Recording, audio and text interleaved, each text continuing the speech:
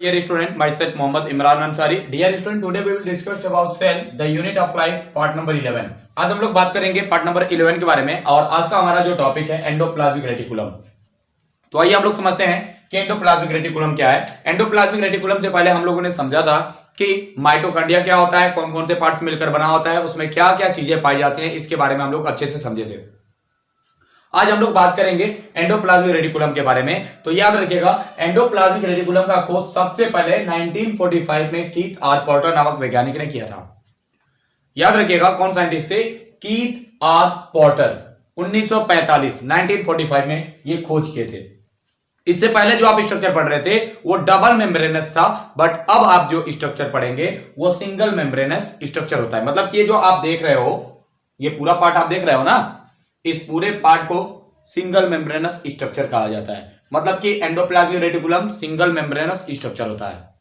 जैसे कि यहां पर समझिए, it is single membranous structure. मतलब कि ये जो आप माइटोकॉन्ड्रिया के बाद से अब आप जो एंडोप्लाज्मिक रेटिकुलम देख रहे हो, ये एक सिंगल मेम्ब्रेनस स्ट्रक्चर होता है, यानी कि एक झिल्ली युक्त बना हुआ ये एक प्रकार का पार्ट होता है जो सेल के अंदर पाया जाता है। और याद रखिएगा, ये केंद्रक के ठीक पास पाया जाता है, केंद्रक से अटैच होता है।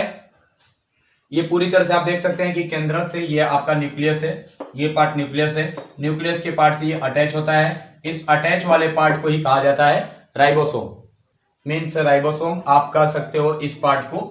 ये जो आप ये पार्ट देख रहे हैं इसका नाम होता है राइबोसोम, और इस पूरे पार्ट को आप कह सकते हैं एंडोप्लाज्मिक रेटिकुलम मीन्स ER।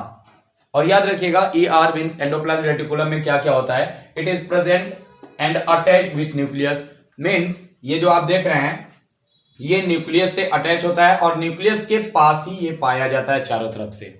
समझ में आ गया? और साथ ही साथ एक और बात याद रखिएगा, it is flat and tube like structure. मतलब कि ये चपटा होता है, और ट्यूब लाइक स्ट्रक्चर का मतलब होता है नलिकाकार रचना के रूप में ये पाया जाता है। ठीक है। और अगर आप देखेंगे अच्छे से, इसको देखेंगे तो endoplasmic reticulum near about 30 to 50% lipid होता है इसके अंदर, एंड 75% जो होता है फास्फोलिपिड प्रेजेंट होता है। किसमें? इस पूरे एंडोप्लाज्मिक रेटिकुलम में। एक और बात याद रखिएगा, जो आप यहाँ पे एंडोप्लाज्मिक रेटिकुलम का जो पार्ट देख रहे हैं, इसके बीच बीच में कुछ आप पार्ट देख रहे हैं जो खाली स्थान है। इस खाली जगह को मीन्स इसके और इसके बीच में जो ये स्पेस है, इस स्पेस को कहा जाता है लुमेन।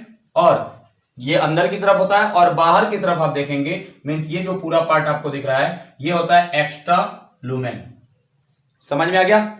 इस प्रकार से इसको आप दो पार्ट्स में भी डिवाइड कर सकते हैं, एक लुमेन वाला पार्ट, एक एक्स्ट्रा लुमेन।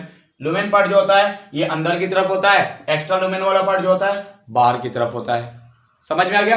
अब जस्ट इसके बाद से हम लोग पढ़ेंगे टाइप्स ऑफ एंडोप्लाज्मिक रेटिकुलम, यानी कि एंडोप्लाज्मिक रेटिकुलम कितने प्रकार के होते हैं। तो आप इसी से समझ सकते हैं एंडोप्लाज्मिक रेटिकुलम जो होते हैं मुख्य रूप से दो प्रकार के होते हैं। एक जो होता है SER means smooth endoplasmic reticulum, और एक होता है RER मतलब कि रफ एंडोप्लाज्मिक रेटिकुलम। ध्यान समझिएगा, रफ एंडोप्लाज्मिक रेटिकुलम क्यों इसको कहा जाता है? क्योंकि इसमें छोटे छोटे ग्रेनुलर स्ट्रक्चर पाए जाते हैं, छोटे छोटे कुछ संरचनाएं पाई जाती हैं। इस संरचना को कहा जाता है राइबोसोम, और इसी राइबोसोम की वजह से इसका नाम पड़ा है RER means rough endoplasmic reticulum. समझ में आ गया? इसी की वजह से ये खुरदरी भित्ति वाला होता है, और इसका काम क्या होता है? राइबोसोम का काम होता है प्रोटीन सिंथेसिस में हेल्प करना, प्रोटीन संश्लेषण के निर्माण में मदद करना। और याद रखिएगा, दूसरा जो टाइप होता है smooth endoplasmic reticulum. Smooth endoplasmic reticulum में किसी भी तरह का कोई भी राइबोसोम का कण नहीं पाया जाता है, इसलिए चिकनी भित्ति वाला होता है, और ये हेल्प करता है in the process of lipid synthesis, यानी कि लिपिड के निर्माण में ये मदद करता है। तो आइए इससे हम लोग समझ लेते हैं टाइप्स ऑफ एंडोप्लाज्मिक रेटिकुलम। आपको मैंने बताया कि दो प्रकार का होता है, एक RER मतलब रफ एंडोप्लाज्मिक रेटिकुलम, और एक होता है SER मतलब स्मूथ एंडोप्लाज्मिक रेटिकुलम। देखिए, रफ एंडोप्लाज्मिक रेटिकुलम जो होता है इट हैव रफ सरफेस। इसका जो आप सरफेस देखेंगे ये रफ होगा, मतलब कि खुरदरी भित्ति वाला होगा। क्यों खुरदरी भित्ति वाला होगा? ये इसलिए होगा क्योंकि इसके पास राइबोसोम के छोटे छोटे कण होते हैं, और अगर राइबोसोम के कण पाए जाएंगे मतलब कि प्रोटीन का निर्माण जरूर होगा। देखिए, इट हैव राइबोसोम, इसके पास राइबोसोम होता है, which help in the process of protein synthesis, जो कि प्रोटीन संश्लेषण के निर्माण में मदद करते हैं। समझ में आ गया? अब आते हैं दूसरे नंबर पे SER, मतलब कि स्मूथ एंडोप्लाज्मिक रेटिकुलम। तो याद रखिएगा, स्मूथ एंडोप्लाज्मिक रेटिकुलम में किसी भी प्रकार का कोई भी ग्रेनुलर या गोलाकार संरचना नहीं पाया जाता है। यही वजह है कि ये पूरी तरह से स्मूथ यानी चिकनी भित्ति वाला होता है। और ये स्मूथ एंडोप्लाज्मिक रेटिकुलम मदद क्या करता है, तो लिपिड के संश्लेषण में मदद करता है, मतलब लिपिड सिंथेसिस में हेल्प करता है। It have not rough surface, इसके पास कोई भी खुरदरी भित्ति नहीं पाई जाती है, रफ सरफेस नहीं होता है। इट हैव स्मूथ सरफेस, मतलब कि इसका जो ये ऊपर वाला लेयर देख रहे हैं ये पूरी तरह से चिकना होता है। समझ में आ गया? फिर देखिए SER नॉट हैव राइबोसोम, इसमें किसी भी तरह का कोई भी राइबोसोम नहीं पाया जाता है, राइबोसोम के कण नहीं होते हैं। अगर बात करें हम लोग इस रफ एंडोप्लाज्मिक रेटिकुलम में, तो यहाँ पर आप देखेंगे कि छोटे छोटे कुछ स्ट्रक्चर पाए जाते हैं, क्योंकि यहाँ पे राइबोसोम होता है। इसमें यहाँ पे राइबोसोम नहीं है, इसलिए वो चिकनी भित्ति वाला होगा।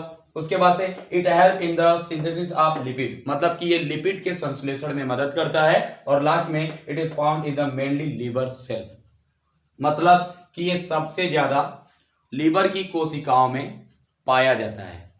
ठीक है, एक बार और मैं आपको बता दे रहा हूं, सबसे पहले ध्यान समझिएगा, ये आपको जो दिख रहा है ये एक राइबोसोम है, मीन्स राइबोसोम के ये कण पाए जा रहे हैं। और राइबोसोम के कण कहां पाए जा रहे हैं इसके बारे में भी हम लोग अच्छे समझेंगे, राइबोसोम क्या होता है, कहां पाया जाता है, क्या काम करता है। तो याद रखिएगा, अभी हम लोग जो पढ़ रहे हैं एंडोप्लाज्मिक रेटिकुलम, हिंदी में होता है अंतःप्रद्रवी जालिका।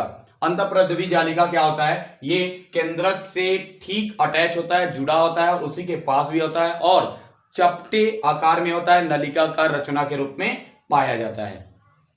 और इसके बीच बीच में कुछ स्पेस होता है, उसको लुमेन कहते हैं, अंदर की तरफ होता है, और बाहर की तरफ आप देखेंगे उसको एक्स्ट्रा लुमेन कहा जाता है। और इसके साथ ही साथ जो एंडोप्लाज्मिक रेटिकुलम होता है वो दो प्रकार का होता है, एक होता है स्मूथ एंडोप्लाज्मिक रेटिकुलम, एक होता है रफ एंडोप्लाज्मिक रेटिकुलम। तो स्मूथ एंडोप्लाज्मिक रेटिकुलम जो आप देख रहे हैं, यहाँ पे किसी भी तरह का कोई भी राइबोसोम का कण नहीं पाया जाता है, यही वजह है कि ये लिपिड के सिंथेसिस में हेल्प करता है। दूसरा अगर आप देखेंगे तो आपको दिख रहा है, इसको कहा जाता है रफ एंडोप्लाज्मिक रेटिकुलम, और इसके अंदर आप देखेंगे राइबोसोम के छोटे छोटे कण पाए जाते हैं और ये प्रोटीन सिंथेसिस में हेल्प करता है। उम्मीद करता हूं कितना बात आपको समझ में आ गया होगा। आज के लिए इतना ही। Thank you for watching this video.